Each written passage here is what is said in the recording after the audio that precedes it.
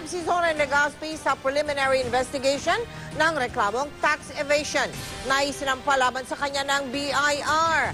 Nagtataka raw ang aktor, paano siya naging tax evader? Gayong minsan pa siyang hinirang na top taxpayer ng kanyang lungsod. Nakatutok si Claire Delphine.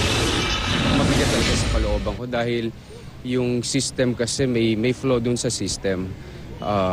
Kasi pag tax evader ka, mahanay ka na kung kani-kaninong kriminal na hindi maganda pakinggan sa tenga.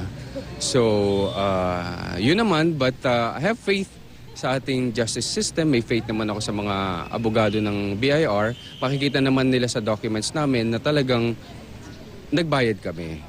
Naghihimutok ang aktor na si Zoren Legaspi dahil sa inihaing reklamong tax evasion ng BIR laban sa kanya. Sabi ni Zoren, kung meron man daw kulang na binayarang buwis, hindi raw niya ito sinadya. Handa raw siyang magbayad sa BIR kung mapatunayang kulang nga ng kabuuang 4.45 million pesos ang ibinayad niyang buwis noong mga taong 2010 at 2012. Pagtataka nga raw ni Zoren. Doon sa case nilang, yung 2010 na case nila, that's the year na nag-top 10 ako sa Pasig. So, ayun nga kaya ayoko sana magsalita dahil ayokong may masisi ba. So, ang sinisisi ko na lang dito yung system, hindi yung mga tao. Top 10 individual taxpayer, ha? Top 10. Pwede ba yung anong tax evasion doon? Sa kanyang counter affidavit, iginiit ni Zoren na ipinaubayan niya raw ang pagbabayad ng buwis sa kanyang accountant at wala siyang aktwal na kaalaman kung may hindi man tama rito.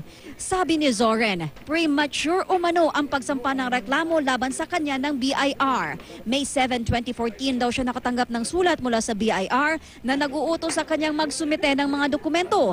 Pero kinabukasan, bago pa man niya naibigay ang mga dokumento, nalaman na lang daw niyang inireklamo na pala siya ng BIR sa Department of Justice o DOJ. Kinwestiyon din ni Zoren kung bakit 4 na tax identification number ang lumalabas na nakapangalan sa kanya, gayong iisang tin lang naman daw ang kanyang ginagamit. Bakit naman po ako gagawa ng multiple tin numbers? Why? Para ano? Para hindi ako makabayad? Bakit naman ayoko magbayad?